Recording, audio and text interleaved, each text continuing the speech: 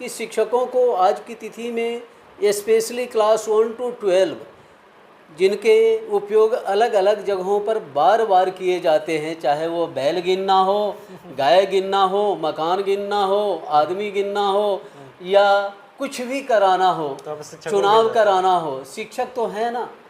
हाँ, शिक्षक तो है ना। इसी पॉलिसी पर शिक्षकों को कोल्हू के बैल की तरह जोत दिया जा रहा है। शिक्षकों को इससे राहत दिलाना भी हमारी प्राथमिकता है कि आप आनुपातिक दृष्टि से सभी विषयों से कर्मचारियों को ले।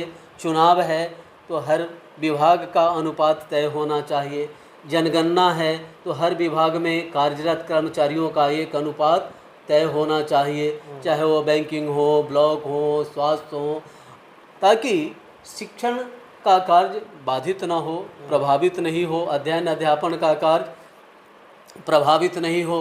अभी अभिषेक जी, मैं चुनाव अभियान के क्रम में अनेकों विद्यालयों में गया, पता चला कि शिक्षक जनगणना करा रहे हैं। बच्चे हैं लेकिन शिक्षक नहीं हैं, क्योंकि उनको नियुक्त कर दिया गया है, उनको प्रतिनियुक्त किया हुआ है। किसके लिए? जनगणना, घर गिनने के लिए।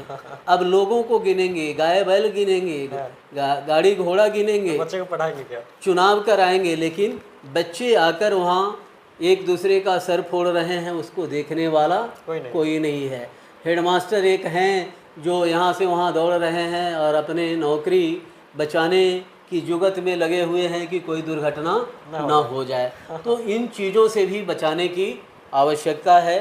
कुल मिलाकर मेरी जो भविष्य की योजनाएं हैं, यदि मैं जीतता हूँ, उसका एक ही निष्कर्ष होगा, रिजल्ट मैं देना चाहूँगा कि शिक्षकों को खोया सम्मान दूँ, वेतनमान दूँ, और वेतनमान यदि शिक्षकों को मिल जाता है तो जो छोटी मोटी समस्याएं हैं वो प्रशासन के स्तर पर सोल्व हो सकती हैं, वो चाहे जिला प्रशासन के स्तर पर हो या राज्य के प्रशासन के स्तर पर हो। लेकिन यह वेतनमान का मुद्दा है, यह फंड की बात आएगी इसमें। इसके लिए हमारे शिक्षा मंत्री, मुख्यमंत्री को केंद्र के सामने भी अपनी बातें रखनी हो सकती है, लेकिन यदि इच्छा शक्ति होगी तो निश्चित रूप से उनको वेतनमान देना होगा, और इसके लिए मैं अपनी सब कुछ झोंकने के लिए तैयार हूँ।